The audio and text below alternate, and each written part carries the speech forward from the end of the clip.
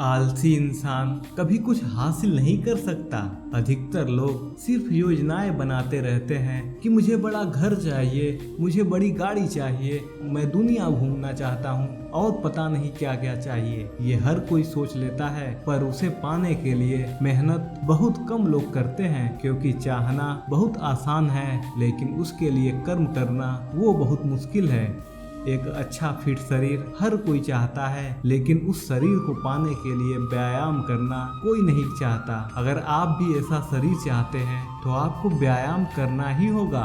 जो इंसान आलसी बन के बैठ जाता है, ना तो उसे अच्छा शरीर मिलता है और ना ही अच्छा जीवन मिलता है। अगर जिंदगी में कुछ पाना चाहते हो ना, तो आलस्य को अपनी जिंदगी से दूर कर देना। आलस्य के चलते आपको कुछ मिलने वाला तो है नहीं, लेकिन जो कुछ आपके पास है आप वो भी गवा देंगे। जिंदगी में अगर खुशी चाहते हो तो मन की गुलामी का त्याग कर दो। कई लोग हमसे कहते हैं कि हम करना तो बहुत कुछ चाहते हैं, लेकिन हम कुछ कर नहीं पाते। पता भी सब कुछ है कि क्या करने से हमारी जिंदगी बेहतर हो सकती है, क्या चीज है जो हमें नुकसान पहुंचा रही है, लेकिन फिर भी कुछ कर नहीं पाते। समझते सब कुछ है, लेकिन समझदार भी कुछ कर नहीं पाते। वो इसलिए होता है कि आप अपने मन के गुलाम बन चुके हो। अरे लोग तो अपनी जीभ का स्वाद तक नहीं छोड़ पाते, फिर कहते हैं कि हम पतले नहीं हो पाते, फिट नहीं हो पाते, सक्सेस नहीं मिल रही है, क्योंकि जो आपको करना चाहिए आप वो करते नहीं हैं। आपका मन सब कुछ समझकर भी आपको कुछ करने नहीं देता। इसलिए जिंदगी में अगर आगे बढ़ना है तो मन से चलना छोड़ दो। जो आपके लिए सही है वो आपको करना ही पड़ेगा। श्री कृष्ण कहते हैं, आज में जियो, कल की चिंता करना छोड़ दो। जो भी व्यक्ति अपने बीते हुए कल या अपने आने वाले कल में खोया रहता है, वो जिंदगी में कभी खुश नहीं रह सकता। आपको जीवन में खुशी केवल तब मिल सकती है जब आप केवल वर्तमान में जी सकें, आज के आनंद में जी सकें। बीते हुए कल का और आने वाले कल का कोई वास्तविक अस्तित्व नहीं होता, वो सिर्फ आपके बुद्धि और आपके विचारों में होता है। उसकी कोई वास्तविकता नहीं होती, उसे सिर्फ आप अपने मन के अंदर और बुद्धि के अंदर जीते हैं। लेकिन जो आप वास्तविकता में जीते हैं वो आपका आज होता है, वो आपका चल रहा पल होता है। अगर आप अपने मन और बुद्धि को कल पर अटकाए रहोगे तो भूतकाल और भविष्य काल में अटका कर रखेंगे। तो याद रखना, आप कभी खुश नहीं रह पाएंगे। और यदि जिंदगी में खुश रहना चाहते हैं तो आज में और इसी पल में जीना सीखें।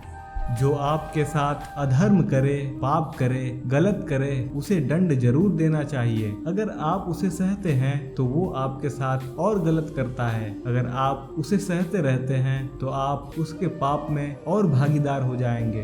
अर्जुन श्री कृष्ण से कहने लगे कि जिनसे मैं युद्ध करने जा रहा हूँ ये सब मेरे भाई हैं, मेरे गुरुजन हैं, मैं इनके सामने कैसे हथियार उठाऊं, इनको कैसे मारूं? तो भगवान श्री कृष्ण ने अर्जुन से कहा कि जिन्हें तू अपना मानता है वो सब अधर्मी हैं, वो पाप के पक्ष में खड़े हैं, और अगर तू इनका वध नहीं करेगा, युद्ध नहीं करेगा, तो समाज में और भी पाप बढ़ेगा।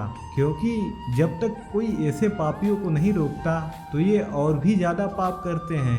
ऐसे ही जब कोई आपके साथ गलत करता है, आपको चोट पहुंचाता है, आपको दुख पहुंचाता है, पर आप उसको चुपचाप सहने लगते हैं, तो उससे सामने वाले को बल मिलने लगता है, वह आपको कमजोर समझने लगता है और आपके साथ गलत करना वो अपना हक समझने लगता है। लेकिन जब आप उसके गलत व्यवहार को, उसके अधर्मों को रोक लेते हैं, उसका विरोध करते हैं, तो वह अपनी सीमा में रहना सीख जाता है। ये कलयुग है। अगर इस जमाने में आपको खुश रहना है तो आपको अपनी रक्षा खुद करनी होगी। कोई आपके साथ गलत करे तो उसे कभी नहीं सहना चाहिए, बल्कि उसका सामना करना चाहिए। किसी से भी हद से ज्यादा मोह कभी मत करना। जिससे भी आप सबसे ज्यादा मोह लगाओगे, देखना वो आपको जरूर रुलाएगा। मोह के वजह से आप किसी के पीछे मरते रहते हैं। मोह के वजह से ही आपको कई बार अपना अपमान भी सहना पड़ता है, और लोगों को मोह के वजह से ही अपना अपमान दिखता तक नहीं है कि सामने वाला मेरी इज्जत तक नहीं कर रहा और मैं इसके पीछे मर रहा हूँ। मोह आपके आंखों पर ऐसी पट्टी लगा देता है कि आपको सच और झूठ दिखाई ही नहीं देता। आपको किसी इंसान का चेहरा दिखाई ही नहीं देता। आप जो देखते हैं, जो सुनते हैं, उसी पर यकीन कर लेते हैं। फिर चाहे आपको कितना ही दर्द मिल रहा हो, अगर आप किसी इंसान को ठीक से समझना चाहते हो, उसकी सच्चाई जानना चाहते हैं, तो उसके लिए बहुत जरूरी है कि आप उसके मोह से जल्दी बाहर आ जाएं। वास्तविकता में रिश्ते दुख नहीं देते, आपका मोह आपको दुख देता है। जिस दिन मोह खत्म, उस दिन आपको किसी भी रिश्ते से कोई दुख नहीं मिल सकता, क्योंकि तब आपको कोई फर्क नहीं पड़ेगा।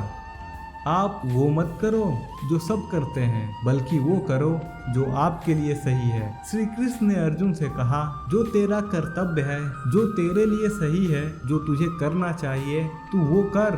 तू कभी भी वो काम मत कर जो दुनिया कर रही है। तब अर्जुन श्री कृष्ण से कहने लगा कि ऐसे भयंकर युद्ध में पड़ने से अच्छा है कि मैं सन्यासी बन जाऊं। तो श्री कृष्ण ने अर्जुन से कहा कि सन्यासी बनना तेरा धर्म नहीं है, तू क्षत्रिय है। तेरा कर्म और तेरा धर्म यही है कि तू अधर्म का नाश करे, धर्म की रक्षा करे। इसी प्रकार दोस्तों, हर इंसान का एक अलग अलग कर्तव्य होता है, एक अलग ही मार्ग होता है। तो कभी उस मार्ग पर मत जाना जहाँ सारी भीड़ जा रही है। कभी भी वो काम मत करो जो दुनिया करती है, कि आजकल ये ट्रेंड हो रहा, ये फैशन हो गया है कि सब तो यही करते हैं, हम भी यही पढ़ लेते हैं। इसलिए दूसरों का देखकर हम भी वही करने लग जाते हैं जो सब कर रहे होते हैं। अगर आप वो करोगे जो भीड़ कर रही है, तो आप भी उसी भीड़ में कहीं खो जाओगे। लेकिन अगर आप वो करोगे जो आपके लिए सही है, जो आपकी प्रतिभा है, तो दुनिया की सारी भीड़ में भी आप अलग नजर आओगे।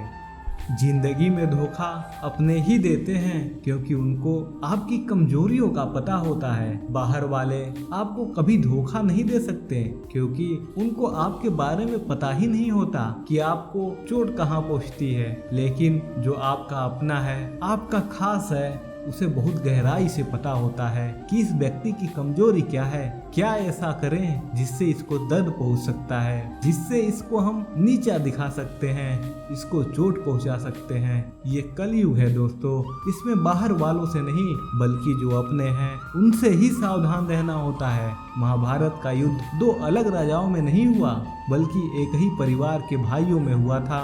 सब आपस में एक ही वंश के लोग थे। कितनी बार दुर्योधन ने जहर देकर भीम को मारना चाहा, जबकि वो उसका पराया नहीं था, उसका भाई था। सारी लड़ाइयाँ घर के अंदर ही होती हैं, बाहर कौन लड़ेगा हमसे, घर में ही सारे झगड़े होते हैं। तो आपको चोट केवल वही लोग पहुंचा सकते हैं जो आपके अपने हैं।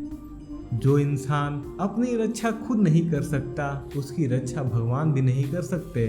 श्री कृष्ण ने अर्जुन से कहा, हे अर्जुन, तू हर काल में मेरा स्मरण करते रहना और युद्ध भी करते रहना। अर्जुन ने श्री कृष्ण से पूछा कि ये युद्ध तो कुछ दिनों में समाप्त हो जाएगा, लेकिन आप कह रहे हैं तू हमेशा मेरा स्मरण करते रहना और युद्ध करते रहना। हमेशा युद्ध करने का क्या मतलब है? तो श्री कृष्ण ने अर्जुन से कहा कि ये जिंदगी ही रणभूमि है, जीवन में सुख दुख आते रहेंगे और तुम्हें उनका डटकर मुकाबला करना है। श्री कृष्ण ने यह नहीं कहा कि तुम चुप करके बैठ जाना, तुम्हारी लड़ाई मैं लड़ूंगा। बहुत गहराई है गीता के ज्ञान में। हमारे जीवन के डोर भी ईश्वर संभाल कर बैठे हैं, लेकिन युद्ध हमें ही करना है। ईश्वर को याद करना है कि हे ईश्वर, मुझे शक्ति देना, मुझे समझ देना, मुझे बुद्धि देना, ताकि मैं अपनी जिंदगी की सारी लड़ाइयाँ जीत सकूं, मैं जिंदगी में सही मार्ग पर चल सकूं। लेकिन आपको अपनी लड़ाई भी खुद लड़नी पड़ती है। जो लोग ये कहते हैं कि हम कुछ नहीं करेंगे, सब कुछ वो ईश्वर करेगा, तो कहते हैं ना, आलसी इंसान को देखकर तो भगवान भी घबरा जाता है। ये कुछ नहीं करेगा, भगवान ने बुद्धि दी है, समझ दी है, ईश्वर आपको प्रेरणा देते हैं, शक्ति देते हैं, लेकिन आपको अपनी रक्षा स्वयं ही करनी होगी। कोई भी ऐसी गंदी आदत खुद को मत लगने देना जो आपकी जिंदगी बर्बाद कर दे। कहीं ना कहीं महाभारत का युद्ध एक जुआ की आदत की वजह से ही शुरू हुआ था। सारा खेल वहीं से शुरू हुआ था, एक ऐसे जुए की लत जहां युधिष्ठिर ने अपने भाइयों को दांव पर लगा दिया, अपनी पत्नी को दांव पर लगा दिया। ऐसा जीतने का नशा कि अपना सब कुछ गवा दिया। ऐसे ही हम भी अपनी जिंदगी में जब कोई ऐसी गंदी आदत लगा देते हैं, चाहे वह कोई भी हो, चाहे वह नशे की हो, मोबाइल की हो, किसी इंसान की हो, कोई गलत काम करने की हो, कोई भी गलत आदत जो आपको बर्बाद कर सकती है, अगर आप उसे नहीं छोड़ेंगे तो आपका सब कुछ खत्म हो जाएगा। इससे पहले कि आपकी आदत आपको खत्म करे, आप अपनी गलत आदतों को खत्म कर दीजिए।